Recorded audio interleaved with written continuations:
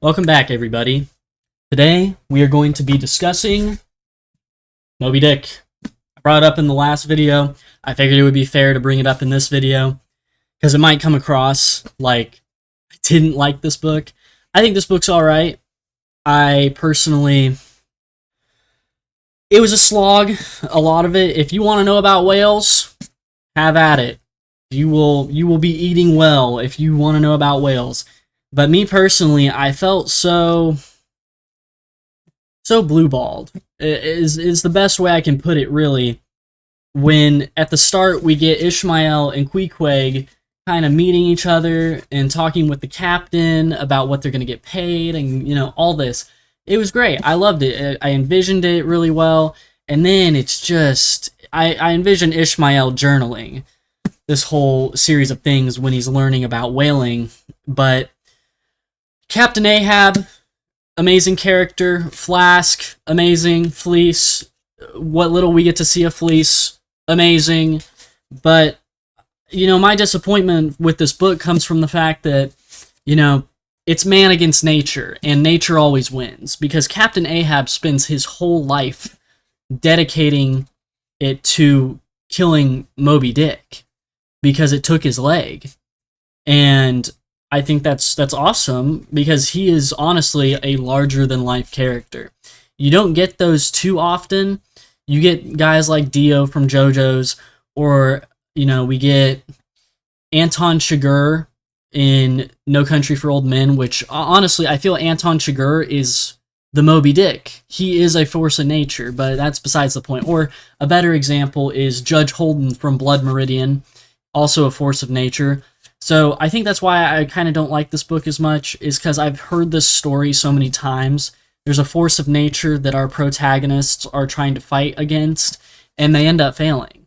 And, after I've heard that so many times, it's kind of like, oh, yeah, whatever. But I'm sure when this book came out in, what was it, like 1853 or something like that, I bet this was crazy. I bet this was an insane thing. Like, oh my gosh, there was no happy ending, and you can't fight against nature, and this whole idea you can't fight against God either, because there are a lot of setbacks to getting to Moby Dick, and everyone's telling Captain Ahab not to go through with it.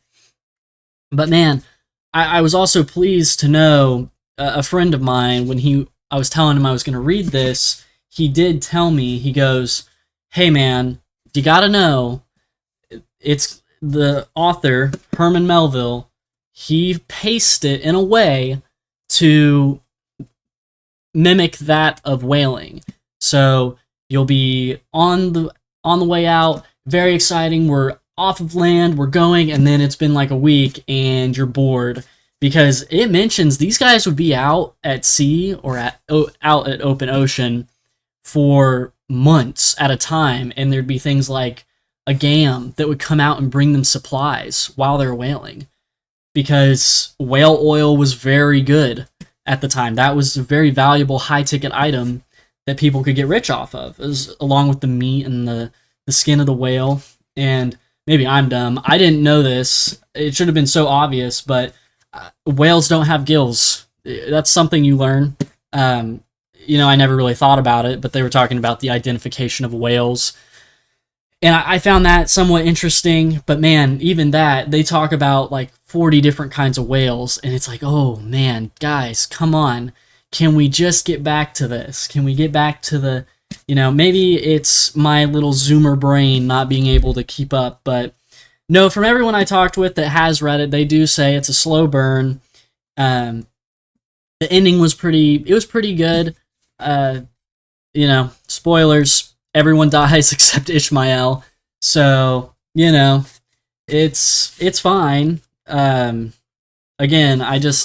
everyone talks about the ending, and I expected more, and I just got No Country for Old Men and Blood Meridian, that, you can't fight against nature, because that's essentially what Judge Holden and Anton Chigurh are forces of nature.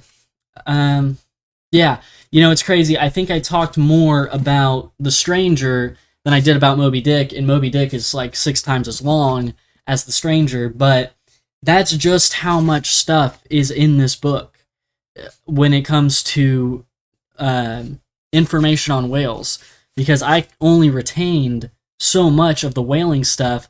I remember stuff about like was it Flask? Or Stubb. I think it was Stubb.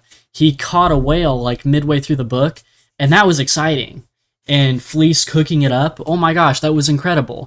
I found it like it was like, oh my gosh, there's life. There's life. I just read the past like 150 pages and it was absolutely dead. Nothing was happening. And then all of a sudden, boom, a whale. And yeah, it really does mimic whaling if you couldn't tell by just my regurgitation of what happened.